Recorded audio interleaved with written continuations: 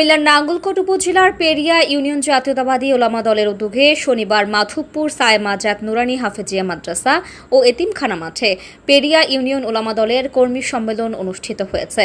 নাঙ্গলকোট উপজেলা ওলামা দলের যুগ্ম আহ্বায়ক মুফতি ফখরুল ইসলাম কাশিমের সভাপতিত্বে ও সদস্য সচিব মাওলানা মোহাম্মদ নাজমুল ইসলামের পরিচালনায় প্রধান অতিথি হিসেবে বক্তব্য রাখেন উপজেলা বিএনপির যুগ্ম আহ্বায়ক আবু সায়েমাজাত। প্রধান মেহমান হিসেবে বক্তব্য রাখেন উপজেলা বিএনপির সদস্য সায়েম মজুমদার শিপু।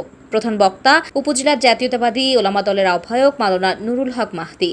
বিশেষ অতিথি হিসেবে বক্তব্য রাখেন পেরিয়া ইউনিয়ন পরিষদের সাবেক চেয়ারম্যান মোহাম্মদ আবুল কাশেম, উপজেলা বিএনপির সদস্য মোহাম্মদ কাজী জসিমউদ্দিন, পেরিয়া ইউনিয়ন বিএনপির সাবেক সাংগঠনিক সম্পাদক ইয়াসিন মজুমদার, সাবেক সাধারণ সম্পাদক আবুল বশর, উপজেলা ওলামা দলের যুগ্ম আহ্বায়ক হাফেজ মৌলভী শহীদুল ইসলাম, যুগ্ম আহ্বায়ক মাওলানা মোহাম্মদ ফজলুর রহমান বিন মাতিনি, যুগ্ম আহ্বায়ক মৌলভী মাহমুদুল হক নোমান, উপজেলা যুব দলের সদস্য খান মোবারক, উপজেলা স্বেচ্ছাসেবক দলের যুগ্ম আহ্বায়ক ইসরাফিল খান, যুবদল নেতা খন্দকার হাবিব, মাস্টার আব্দুল মোমিন, সালাউদ্দিন ভুইয়া, হাজি মাহবুব প্রমুখ।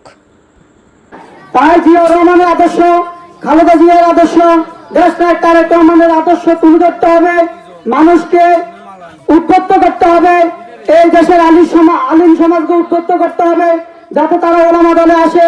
আগামী দিনে রাষ্ট্র পরিচালনা আপনাদের সুপরামর্শ যাতে আমরা গড়ে তুলতে পারি। অতীতে আপনারা দেখেছেন সর্বশেষ শেখ হাসিনা মসজিদে মসজিদে খতবা পাঠিয়ে দিয়েছেন এবং এজিদের আমলে যেভাবে হুজুরেরা এজিদের দেওয়া খতবা পড়েছে সেইভাবে হাসিনার দেওয়া খতবা কিন্তু আমাদের আলিম সমাজ পড়েছে না।